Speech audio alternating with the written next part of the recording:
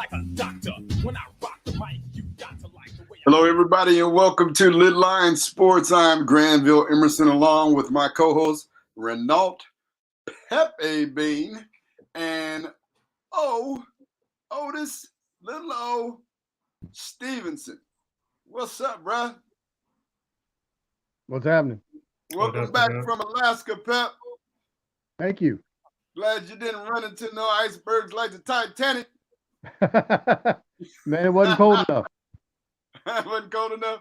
Nah. Right, y'all had a good time. I saw the pictures. You look like you had fun. Yeah, we did. When you was in Catch a Can, did you see the animal man? You know, I looked for him. That's something we grew up with. Yeah. Catch a Can, the animal man. Was he on JB Patches, Pep? Was that what was he on? It was on JB Patches, correct? Yeah. Whatever, O. Don't act like you're not even interested in this banter we got going on right now. I've actually been to Catch a Can. Hey, the Suns are not playing anymore, so you can pay attention to what we're talking about right now. I've actually been to Catch a Can before, though, on an Alaskan cruise. Oh, okay. I didn't see anything though. Okay. Yeah, was on the Alaskan cruise as well. Hey, we got a lot to talk about, man. So I gotta get right to it, man. My guy, I labeled him Pedro Rodriguez the last time I talked about him, but Julio Rodriguez is getting it done. Yep. He's batting .254 with 10 stolen bases and 11 runs batted in so far this season. Any comments on Julio? Oh man, he's young and he's doing everything that people expect him, and the thing is, he's just scratching the surface. He's not even close to where he's gonna be, or where even towards the end of the year. Well, when you compare August, September to April and May, it won't be any comparison. Yeah, and then like the first 10 games or so, the umpires were calling them out on strikes that were way out of the strike zone. Yeah, they were squeezing him. Yeah, and since they started calling him fair, he's been knocking the ball like crazy. When is Kyle Lewis coming back? I haven't heard. Yeah, I think he's in AAA still. Yeah, he's in Tacoma, right? So 20 days in Tacoma. Did he go in on May 3rd? I think he went in on May 1st. He should be back around up with the Mariners about the 23rd, I think. Mm-hmm. Right? So I'm looking forward and that's just in time for their coming back home too. Yeah. Because they come back home May 23rd and they play Oakland. Yeah, they went on a long road trip.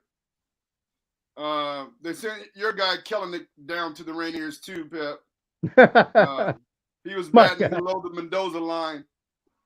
I mean, he was playing like this towards the end of last season as well. So it's very frustrating to see somebody who has a lot of potential hitting like that for sure. Yeah, I can't wait till it warms up in Seattle so I can get out to the ballpark.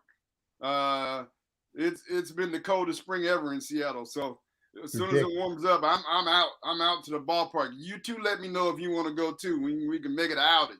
Yeah, absolutely. Buy some cheap tickets and sit up by the top. Look down on it. Let's do it. All the talk was about the NBA Otis, and everybody was all pumped up about the seventh games yesterday, but they weren't all that. In terms of the actual closeness of the game, it was the NHL that had the fire seventh game as the New York Rangers beat the Pittsburgh Penguins 4-3 in overtime. Yeah. And the Calgary Flames beat the Dallas Stars, who I thought was a WNBA team. They beat them 3-2 in overtime. So both those 7 games in the NHL went into OT. Yeah. Go ahead, Pep. Look like you're about to say something. Oh no, not really. I just thought it was pretty interesting that Dallas NHL and Dallas NBA both had game 7s on the road. One came out victorious, the other one did not. I thought the Stars played at home. No, that was at Calgary. Oh yeah, you're right. You are correct because I actually saw. I was looking at the stadium, the outside of the stadium. It's got a little swoop roof. Yeah, yep. In Calgary, yeah. So you're correct. Now, one of the things I really want to get to, it's not going to take away from your segment, but it pertains to the NBA. This nonsense with Pat Beverly. Did anybody see Pat Beverly on Get Up This Morning or on Stephen A. Smith, whatever his show's called? Yeah. Pat Beverly was on there talking crazy. I was like, does he have a beef with Chris Paul? Why is he slandering this man like that? He said that Chris Paul, he spends no time worrying about Chris Paul. He'd go to the club all night, wake up the next day and guard Chris Paul. But Stephen Curry, he got to go to bed at 8 p.m. Yep. Like Chris Paul is not a threat. He can't play no defense. He's not a top 10 point guard. He said he wasn't even the top 10. He's speaking blasphemy. You're with you though. I don't know what the rift between is with him towards CP. It doesn't look like CP3 cares anything about Pat Beverly, but I mean we all remember Pat Beverly pushed CP real hard at the end of that Western Conference Final Series last year. So I mean he clearly has some type of bad blood, but it's just funny to hear him talk about this. I have nothing to take away. CP got worked defensively in this series, but this is also the same guy who got a 40-piece put on him last year by Chris Paul in Game 6 in the Western Conference Finals. So, and it's to hear it to come from Pat Beverly out of everybody. I don't know. It's hard for me to kind of watch ESPN in the mornings when it comes to basketball over like the last this season. It's like they're going away from giving sports news and actually bringing on real analysts to speak basketball, and they're going towards the circus and social media way. That's just how I feel about ESPN. Yep. ESPN knew exactly what they were doing by getting Pat Beverly on there because Pat Beverly is one of those guys that has zero filter, and they knew they would get some stuff out of him, and that's exactly what they wanted, and he gave them exactly what they got what they wanted. So it's no surprise to me. Pat Beverly's from Chicago. He's one of those guys that, man, he don't care about nothing or nobody. He's just one of them dudes that are like that. You know some guys like that. I know some guys like that. He happens to be a celebrity because he plays in the NBA and is like that. Yeah, he was talking crazy, and Damon Lillard called him out on Twitter. Daniel, if you got that, put those quotes up there for me. Yep. That Damon Lillard said, "What did CP do to you?"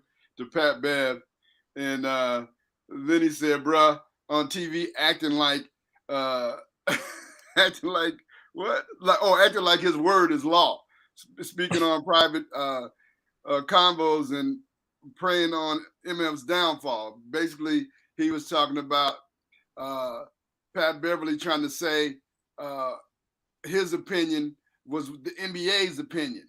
And David Lillard is contradicting that, saying, "Nah, partner, that's your opinion. That's like the whole NBA feels that way. That's just you."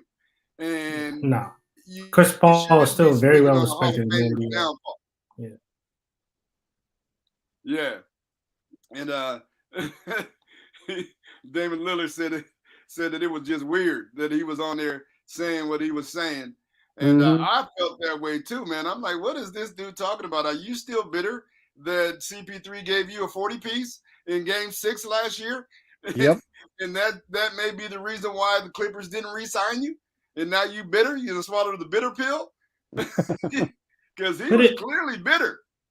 Clearly. And, but it all worked out for him, though. 11 points and 4.8 assists during the playoffs. And he talking about Chris Paul ain't nobody. Like he's somebody. And I was like, wow, this is really interesting. And then Barnes went off on him It all worked out for him though. Like he ended up in a good scenario with Minnesota, helping them get to the playoffs. So I mean, I just don't understand where. But he said that too. He said all the teams I play on make the playoffs. Because of him? Because of him. Let him tell it. That's his side of the story. Yeah. Anyway, I thought it was interesting, man. It was a good little side thing today for Monday for sure. Pat Beverly talking crazy. And like you said, yes, ESPN is going after ratings. Yes. So, and Matt Barnes had a rebuttal. Did you hear that or see that? Yeah. Matt Barnes said, "I'm calling him out if nobody calls him out." Like, right. He was basically saying that him and Patrick Beverly are role players. As a role player, you have no right to even criticize a Hall of Famer. Right. There you go. You don't have a leg to stand on. No credentials. You shouldn't even put your mouth on a Hall of Famer, is what Matt Barnes was saying. And and saying he doesn't understand why Pat Beverly got out there and disrespected Chris Paul like that. Yeah. There's a fine line talking about Chris Paul getting calls because he was president of the Players Association, and he was tripping. There's a fine line between ridiculing somebody because they didn't play well, which, like Matt Barnes said, Chris Paul would be the first person to do it himself. Yeah. Then there's disrespect, which that's clearly where his mouth came from. Yeah, he clearly crossed the line, man. He was like on some other stuff. Like, I'm like, you're on some other stuff right now. But I'm just gonna call it out. Everybody in the league knows this. Everybody in the league think this. Obviously not the way other dudes in the league was chiming back on that. So, Pat Bev, that's just your opinion. Mm-hmm. But, moving on from that to more beautiful things. Anybody see Sierra on the cover of Sports Illustrated? Lord have Murphy.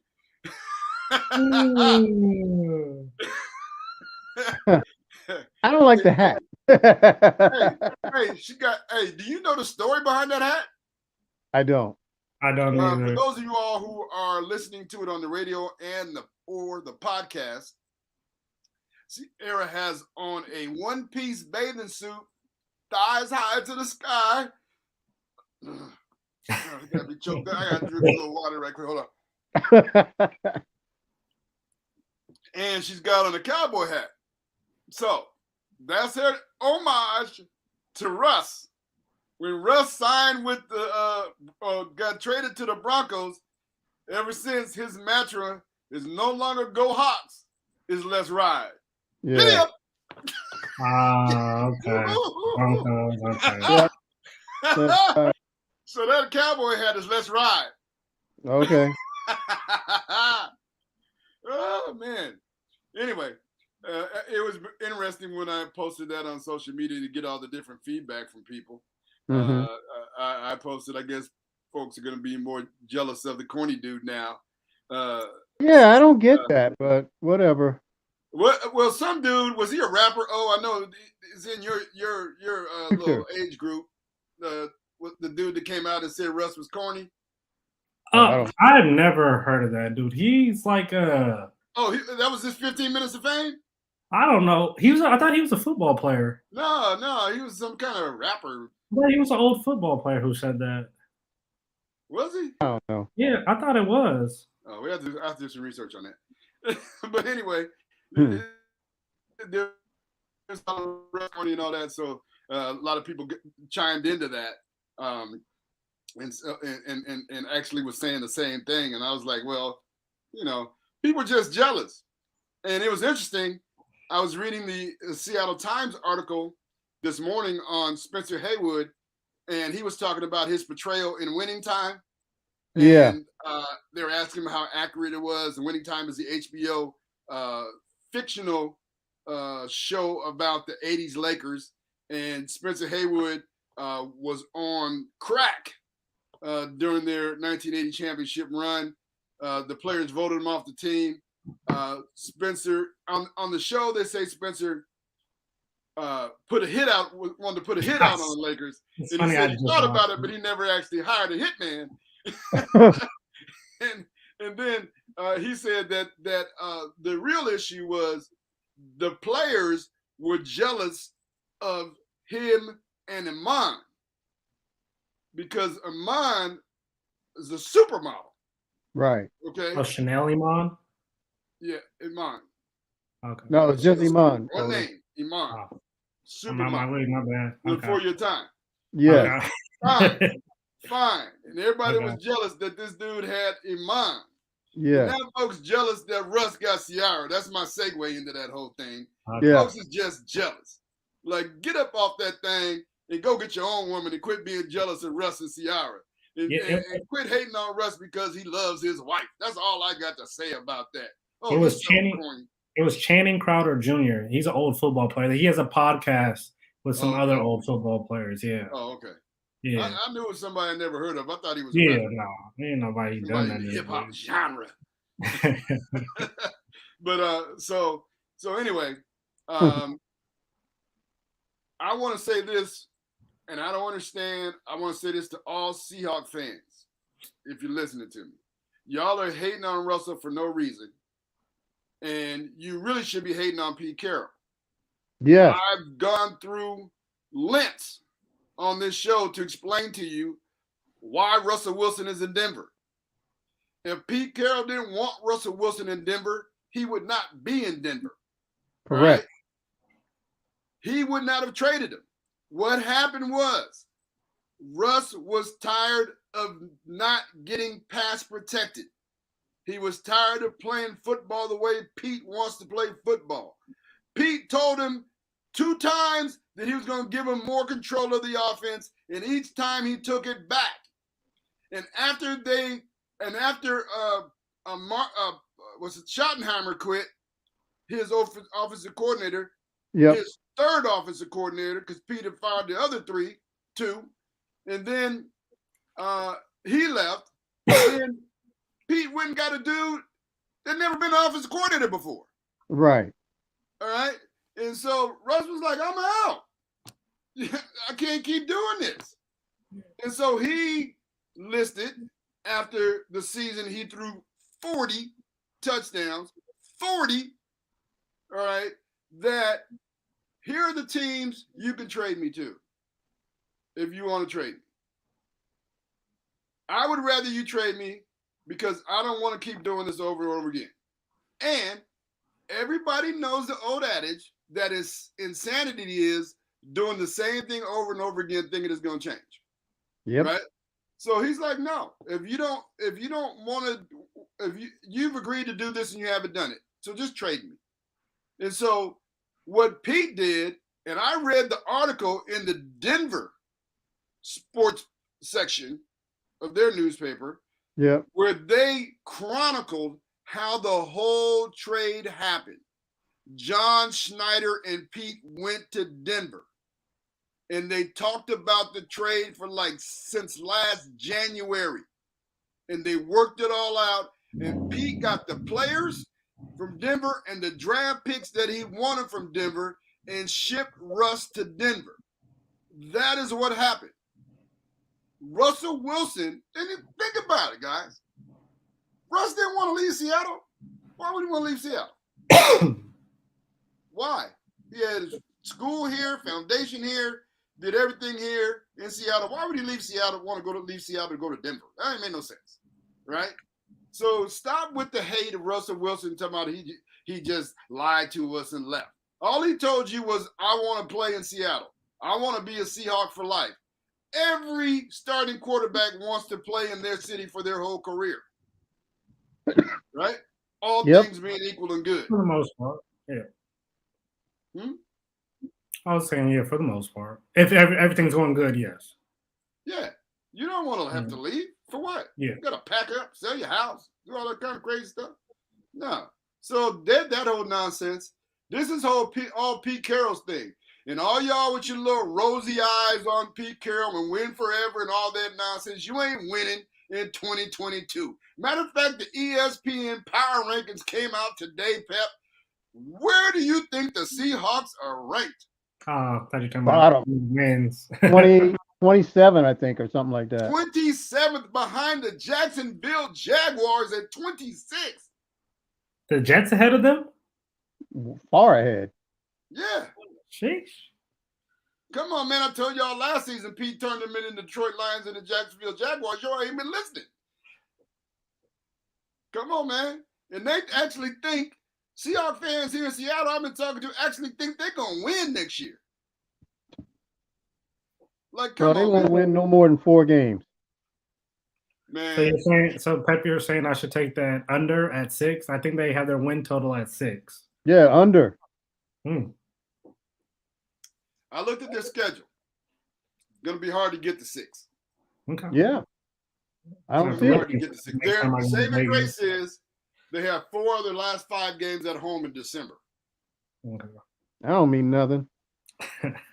Yeah, I don't even think it won't be real home advantage by then. I don't think Seahawks Stadium will be even filling up by then. Yeah. Anyway, let's segue into NFL Pep Talk. I'm off my horse. well, that was a rich strike ride on that one. Yeah, wait, hold on. Let me get down with Russ. Yeah. You're a Bronco fan, man. You're a Bronco fan this year. Hey, Pep, I know you're going to get the NFL schedule, but the schedule makers helped me out because I told y'all last time at the end of the show, I'm going to be watching Denver. Then they scheduled the first game, Denver and Seattle. Yeah. I think, I thought about that, and I thought that was a good move, only because they want to make sure that Russ will be there to play. Because, if they schedule him, let's say week 5, there's no guarantee he's going to be here, right? Because something could happen. So you figure the first game. But the real reason why they did it, Pep, is because they didn't want to schedule late in the season when the Seahawks were trash in the game. Yep. Nobody be watching the game. Absolutely. Schedule it the first game of the season when everybody's expectations is high. Yeah. He's going to be dropping dimes on the Seahawks. Oh, man. Oh, my God. They got rookie corners, rookie linebackers. He's going to be killing them. Gosh. This might be ugly. Yeah. Yeah, that crowd won't be a factor. People are saying, well, he's never had to face the Seattle crowd, in Lumen Field. Well, if he's killing them, that won't be a factor at all because he'll be pretty quiet. Yeah, that's right. Well, anyway, as you mentioned before, G, the NFL schedule for 2022-23 came out Thursday, May 12th. My question on that is, why do they wait till 8 p.m. Eastern time to release? I mean, because all day long, all you hear about is leaks, and I mean, ad nauseum, this they leaked that this team is going to be here, and sure enough, every single leak they put out was correct. What's the point? Why don't you just put it out at noon Eastern, right, and then spend all day going through the schedule because you're going to talk about it all day anyway. So there's no need to build up the drama. The drama's been built up since the season ended. Yeah. Why do they wait so long, G? Do you know? Leaks are a marketing tool, right? It's just to keep media talking about the schedule release. Like every time a leak came out on sports media, it was breaking news. Okay. Yeah. So it's just a ploy, modern day ploy. That's how NFL does a great job of capturing an audience in the off season, better than any other sport. Yeah, for sure, because we're still talking about it. Yep. Yeah, and they've been done since February. So, good point. So week 1's got some pretty good, interesting games. Of course, the LA Rams are all the Super Bowl champion is always going to host the first game Thursday night, and they've got a doozy. They got the Buffalo Bills, Von Miller coming back to LA, by the way, to play the Rams. That should be something else. We've already talked about the Seahawks and the Broncos Monday night. So all eyes will be on the Pacific Northwest at that particular time to watch Russell Wilson and the Denver Broncos throttle the Seahawks, more than likely. So that should be pretty interesting. Have you seen any other games of interest in Week 1? I know that Jaguars. Who did the Jaguars play? I forgot. But that blows that joke. So never mind. Yeah. That Chiefs and Cardinals game, that should be a fun offensive game to watch. Oh, did you know that the Chiefs first 8 or 9 games Packers, are all Vikings. teams that were in the playoffs? Sheesh. That has playing the Cowboys. There's all kind of good games. That's never happened before. So that should be pretty interesting. So if the Chiefs are up there again by the time playoff time comes, will have be ready. Yeah. Oh, you wanted to watch the Commanders and the Jaguars, Pep? Yeah, that's the one I'm talking about. Woohoo! Man, riveting. Yeah. So those are the games that are coming on. Of course, throughout the year you're going to have prime time. Certain teams have like 5 Tampa Bay, they've got 5 prime time. I think Denver has 3 Monday nights all on the road and then 2 Sunday night games, and they're both at home. So they got 5 prime time. Seahawks has how many? Oh, the Seahawks, 2, 3. Yeah. I think they have 5 primetime games. Okay. I mean, the Seahawks? No, wait, stop. The Seahawks only have 2, maybe. No, 1. There you go. They got 1, brother. Monday 1? That Monday night is their only prime time. Okay. And Detroit has none. I thought I heard they had 2 prime. I mean, what primetime player does the Seahawks even have? Just all they have on their squad is DK Metcalf and Tyler Lockett. Who? Tyler Lockett, yeah. And then I Jamal guess your Adams boy, is a superstar. Jamal Adams, but he has a lot to make up for after last year. Yeah, and also, speaking about Seattle, because they have, as we found out recently, they got a long road trip. They travel over 29,000 miles. Yeah. But I think we're gonna have to hit that on the second half, brother. Yep, we got to go to break right now. We'll be back to wrap up the NFL, and we got a whole lot of NBA stuff to talk about. I'll make it quick. Main man Jason Tatum just getting it done for the Boston Celtics. We got to talk about that. I'll make it quick. Right back right after this. Y'all don't go away. Appreciate everybody watching and listening. Bill Walker Jr., John Hughley, Oscar Owens, everybody else watching. Thank you. Appreciate it. You don't go away. We'll be right back right after this. Yeehaw! Rainier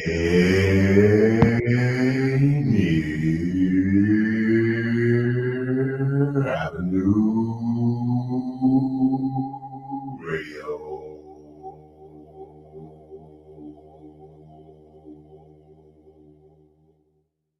Feel uneasy on your feet? Need assistance to walk? Do you use a wheelchair and want to stand more? What if you could stand stronger and feel steadier on your feet? What would this mean for your daily life and those closest to you? Join our dance-based walking program to improve balance, coordination, strength, and stamina. Wednesdays, May 18th to June 22nd at 2 p.m. at the iconic Columbia City Theater in partnership with Rainier Avenue Radio and Hugs That Empower nonprofit. Walkers, wheelchairs, and canes, welcome. If you can stand and bear weight for even just 5 seconds, come dance to walk with Tango Stride. Rainier Avenue Radio presents All Music, All Day Saturday. Music, all day Saturday. This is Edwin Bailey, Bulldog Blue. Jazz from the cabinets. That's right. It's time once again for Jazz from the Cabinets with Big Poppy. Start time. Thanks for tuning in. My name is Paul Pierce. This is Start Time. Saturdays, all music, all day. Reggae Hour, K-Fox Nightmare. Looking for the perfect beat? Yeah, it's the beat of the box. Fresh Juice with D-Money in the group. Myself, D-Money. Nice Eyes Patron, Taylor This is Spencia, the Northwest Rap Gang. DJ Medina, Chad Cheddar, Northwest Rap Game. Sergio Lacour's Love Line. It's Sergio's Love Lines with Sergio LaCour. Go to the phone line. Tell them who we talking. Sea Monster Radio. Mo Jams is your jam. We're live. Welcome to Mojo Mondays. This is KZ of KZ Music Media. Caller Goddess for Mojo Mondays. Just my opinion. God is inspiration all day and all night. Saturdays on Rainier Avenue Radio App. Northwest Film Forum's Collective Power Fund is now open for grant applications. Grants are starting at $2,000 up to $10,000 for individual or artist collectives. The annual grant cycle focuses primarily on supporting art that incites public dialogue, pushes boundaries, explores genre fluidity, speaks its truth through an authentic perspective, and is often non-traditional, anti-institutional, socially responsible, or disruptive of any existing structures and conventions. Learn more and apply at collectivepowernw.org. This is Paul Pearson, host of StarTime. And when I'm not using my GPS to navigate the land of 1,000 dances, I'm listening to Rainier Avenue Radio.world.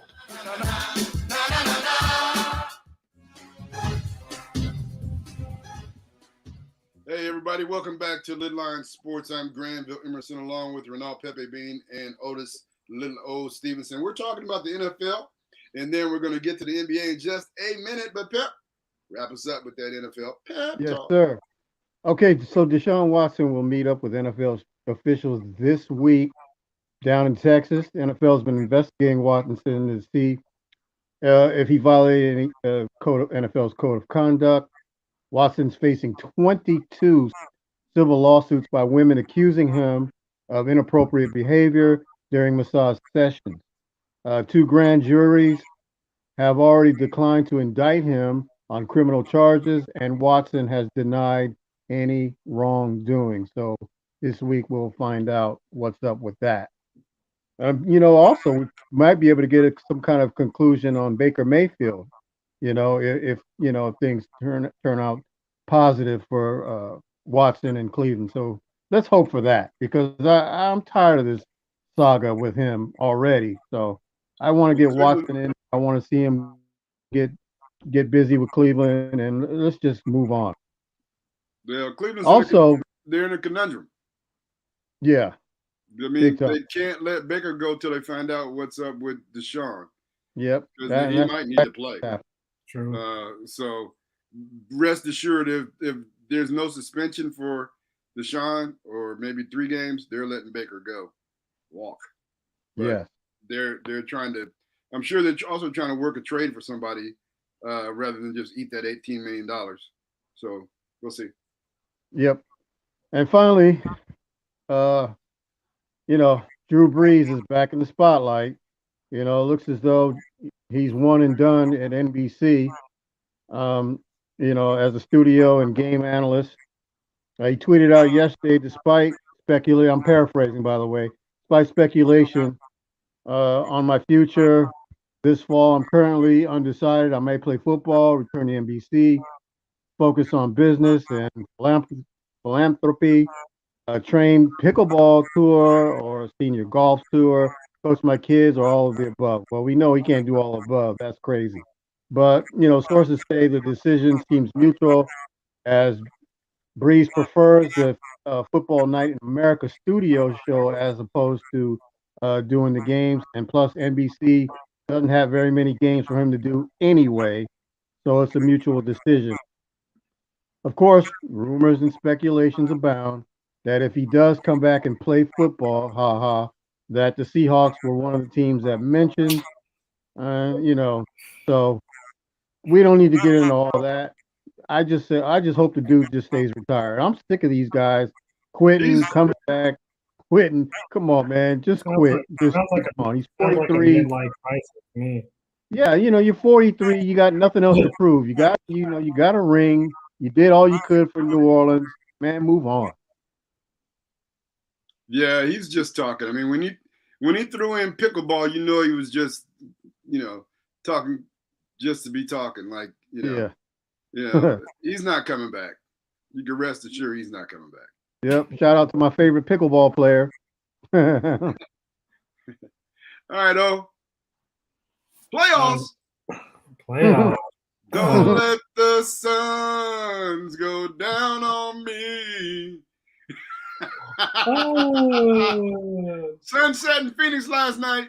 Yeah, we can get right into it, man. Yeah, the good thing, we had 2 Game 7s over the weekend.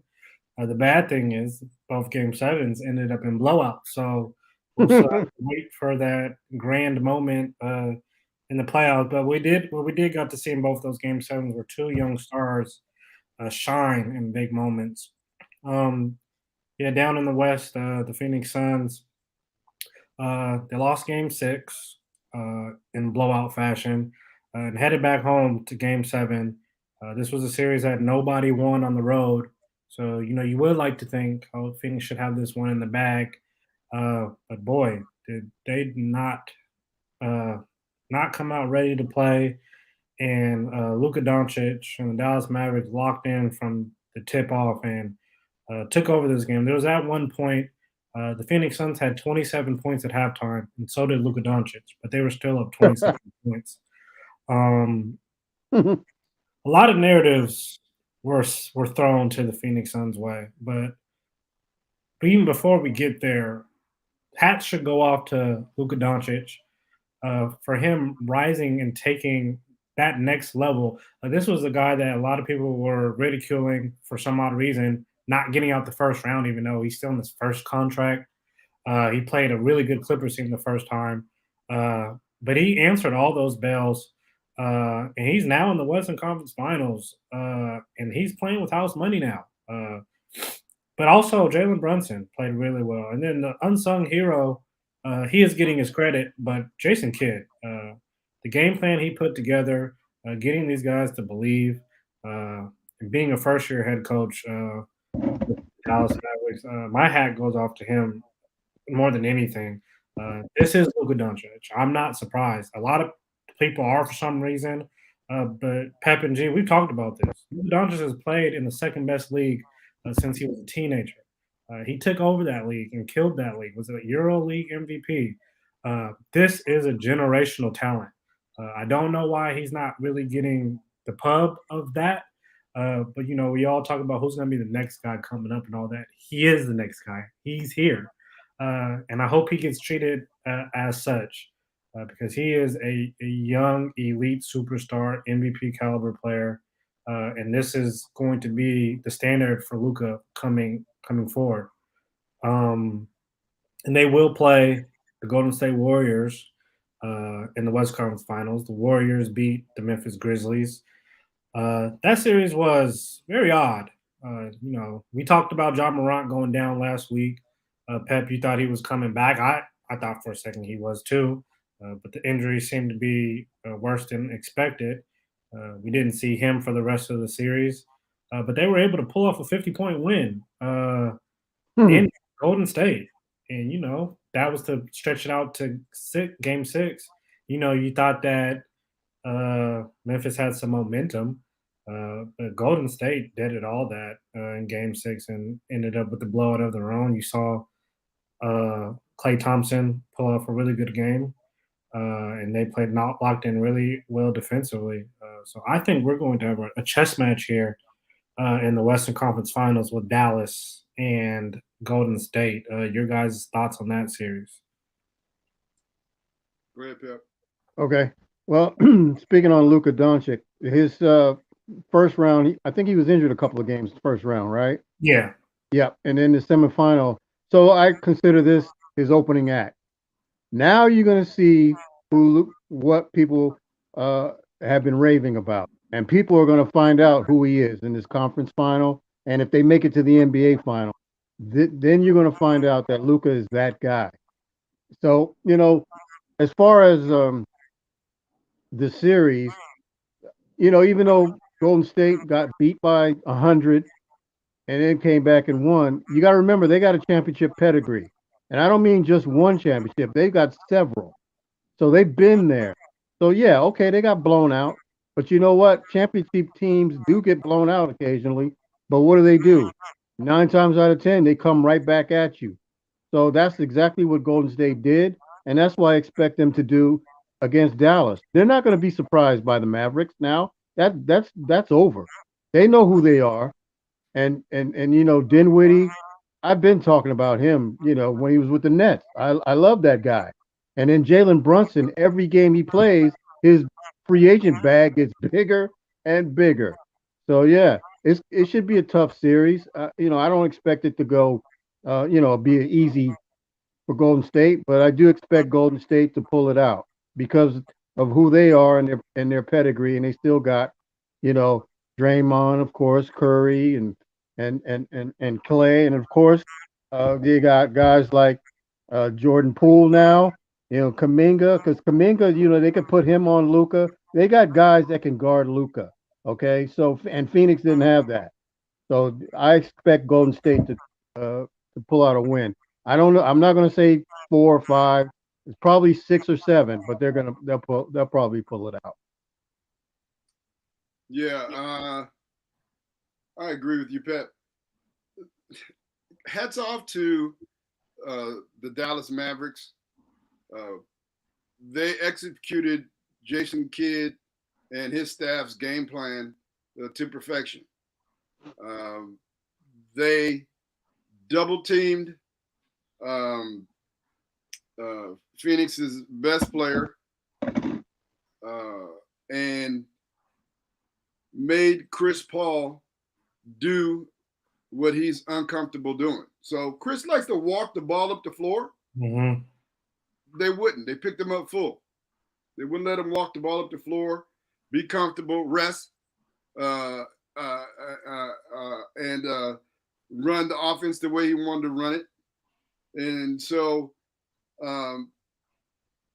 that's all they really needed to do, because as I told you before the season, that my issue with Phoenix was Cameron Payne and Cam Johnson. Were they going to step up? And they didn't. And so you look at yesterday's game, Cam Johnson was 3 for 6, and Cameron Payne was 2 for 7. Well, sadly, Cam Johnson was our leading scorer, and that was the first time Cam Payne's played in the last 3 games. Yeah, I mean, and Mikal Bridges was 3 for 11. Yeah, he didn't show up this series. Definitely. So they needed another dude that would step up. And on the flip side of that, Dallas had Dinwiddie step up. They had Brunson step up. They had Bullock step up. They had Finney-Smith step up. Right? Yeah. And so, but the key to the whole series, though, was defense. Yeah. It's like you said, it started off. They had 27 points at halftime, and Luka had 27 points.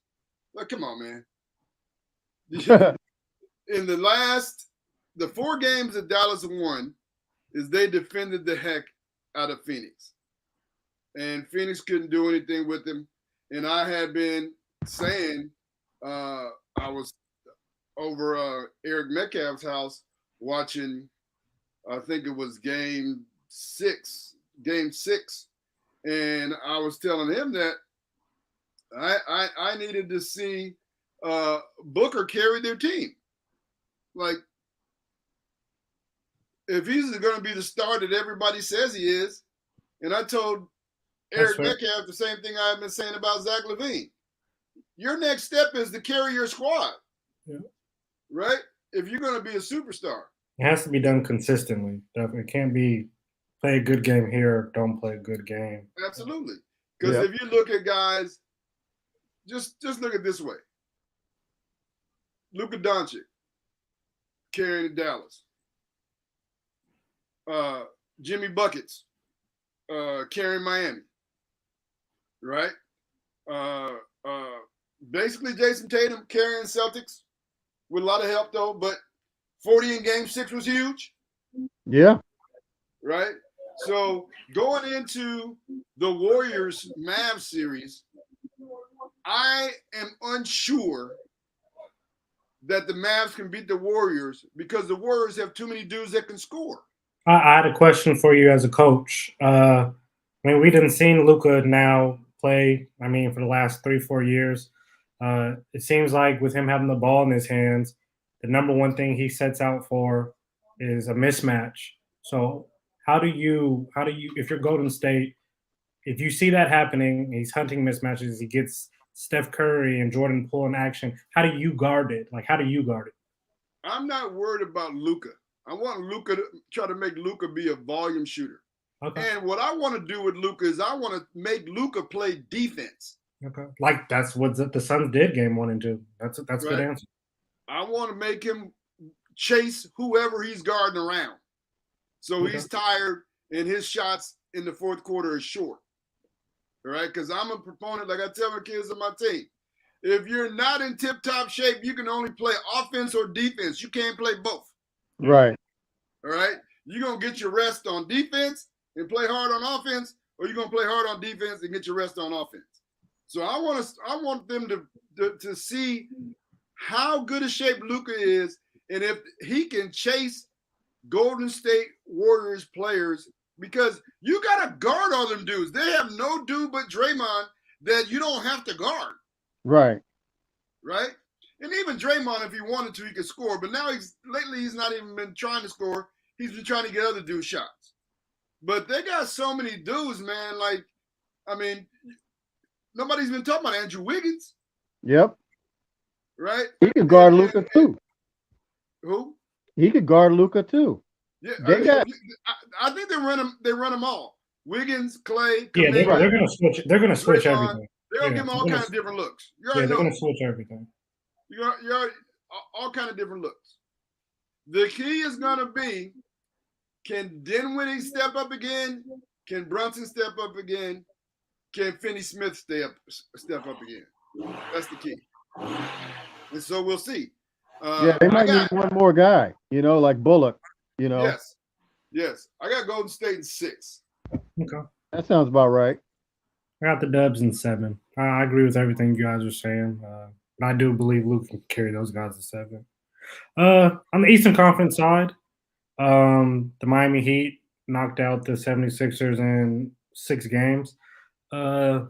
This one, I commend the Miami Heat. I think they played really well, and they've showed why they are the number 1 seed in the Eastern Conference. On the other hand, you saw the 76ers play very underwhelming from top to bottom. James Harden didn't even attempt a shot in Game 6 of the second half. Joel Embiid just wasn't the same coming off of his injuries, and he was getting beat up all series even when he played. Tobias Harris was inconsistent. Tyrese Maxey was inconsistent. They have a lot of work to do this summer in trying to build that team. I think they're going to bring back everybody.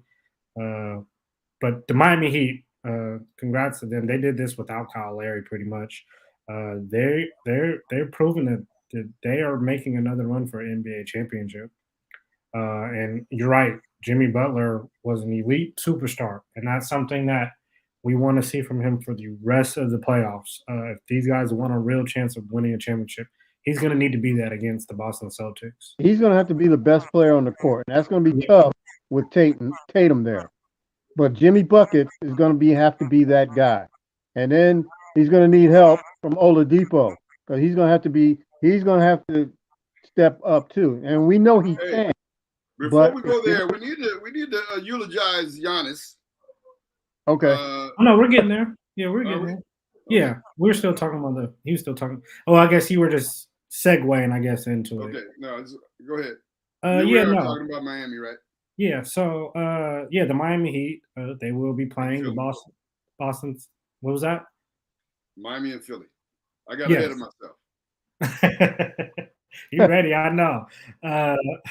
So they will be playing the Boston Celtics, who beat the Milwaukee Bucks in 7 games. I thought that was a really fun series because there was a lot of road wins. But the better team won this series. Jason Tatum was a top-tier talent, and they're showing why all these runs that they made early on in their careers, making to the East Conference Finals and the playoffs every year, it's starting to pay off. We're talking about Marcus Smart, Jason Tatum, and Jaylen Brown and that young nucleus. They look really good right now. Giannis, I think he did all he could for the most part, but I thought they guarded him really well. And Grant Williams, Marcus Smart, even Jason Tatum getting thrown at him. But I think they had a chance to win this series. Giannis could not get consistent help. Drew Holiday was throwing up stuff half the time. I've never seen him really play. I've seen him play aggressive, but not really. He played aggressive with no purpose in this series, in my opinion. I understand that they were playing without Chris Middleton and trying to make up for that, but they clearly missed Chris Middleton this series. Now, what did you want to say about Giannis? Like I said last week, it's ridiculous that 6'5" Marcus Smart could guard 6'9", 6'10" Giannis. And that's because he doesn't have a post game. He should have been punishing Boston every time they try to put him on Giannis. So that did not make any sense to me. Instead of, they kept having Giannis with the ball out on the perimeter as a playmaker instead of having somebody make plays for him to get him the ball in spots. And so it's easier to defend somebody when they're at the top of the key with the ball in their hand and you got all five eyes looking at them, rather than moving that person around and then you don't know where they are and you got to find them. But if he's at the top of the key with the ball, it's easy to load up your defense on. Yep. And so they didn't make an adjustment to me to the way the Celtics were defending Giannis. So hats off, though, to the Bucks for going 7 games without their second leading scorer. Yeah. And Chris so, Middleton. Chris Middleton. And so you were correct on that. I do want to go back 1 second. I actually want to let Pep talk first, and then I'll close it out. Go ahead, Pep. Give your thoughts on that. East Conference Final Series. Yeah, well, you guys remember when Milwaukee won that first game in Boston, I still went with the Celtics because I knew that this is a marathon, not a track, not a sprint. So with no Chris Middleton, I knew that it was going to be very difficult for Milwaukee to win in 7. You're going to have to beat Boston 4 times without Chris Middleton, and I didn't see it happening. So they did, it shouldn't have taken 7 games. To be to me, I thought Boston should have won it in 6. But, that's neither here nor there. They won the game in Game 7. They did what they had to do, and now they're going to play Miami. So we'll see what happens. Ronna Dorsey said it's all rigged. But you know what? People say that every year about a playoff. Whatever. Okay. Yeah. All right, Ron. Gotcha. I think this Miami Heat Boston series is going to be I think this is going to remind us a little bit of the 90s. It's going to be a very slow-paced, defensive-minded game. They both play at slow tempos. They both try to score in half court. They both are really good defensive teams. They both can switch everything. Man, I was a little concerned. I thought Miami should have beat Philly in 5. I just think Boston. What was that? So do I. Yeah, and I just think I don't know if Miami has enough consistent firepower to keep up with Boston, and I'm gonna say Boston in 6. Yeah, the key to that series is pace. If it's a slow, thuggish, knockdown affair, that bodes well for Miami. If it's up tempo and Boston is getting up threes, then that bodes well for them. But a half court, slow down, 85 to 78 game, that's Miami's advantage. That's Pat Riley basketball. And so you can't, the Celtics can't let the Heat dictate the tempo. of the game. And so, but I want Miami to win. Jason Tatum has me in this trick bag where he's like one of my favorite players now, and I find myself almost rooting for the Celtics, and I can't do that, man. I can't. Not the Lakers are my squad, man. The Celtics are hated, and they're still hated. I don't want them to win. I love their coach, Ime Udoka, but man, they got too many things to like right now. It's kind of hard for me, yo. No, I agree with you. Pep, who you got winning the series?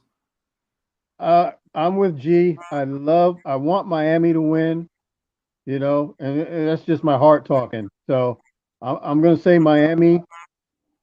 Jimmy Buckets has to be the best player on the floor. Got to be every night, because if you let Tatum and Brown be the best two players on the floor, Boston wins most of the time. So Jimmy Buckets with some help from Oladipo. If they can be consistent, if Oladipo can be consistent and get consistent minutes, because Spoelstra plays with his minutes a lot.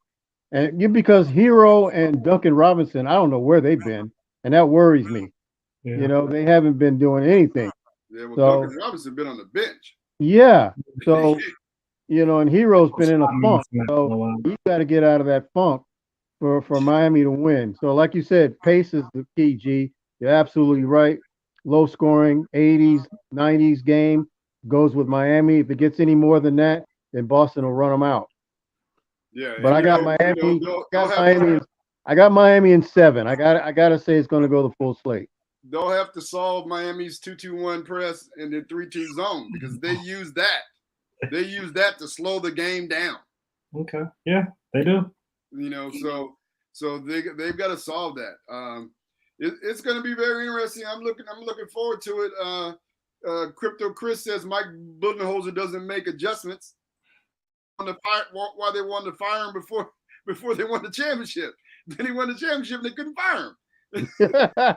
Right. And then also side note, Paulo might figure out where he's going on Tuesday. Yep. Draft lottery on Tuesday. On a side note, you're supposed to be getting on the show. That's the side note. I've been trying to get Marjan on the show too, and he wanted to come on. Oh no, I got Pete coming up. It's in the works. Definitely. Yeah, Pete coming up. It's in the works. Good. Yeah. I wanted Marjan to come on the show. We've been going back and forth, but he wanted to come on when I was in New Orleans, and I didn't want him to come on. I wasn't there, so now I'm trying to reschedule that whole thing. So hopefully get him before the draft. We had a month. Yeah, well, that goes by pretty quickly. I know. I was in New Orleans a month ago. It just seemed like yesterday.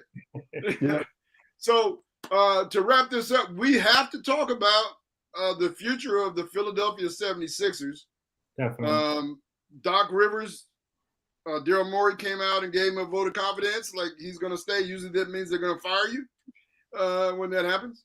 What do you think? Oh, is he going to stay there? Or did you say earlier everybody comes back, or was that Pep? That was O.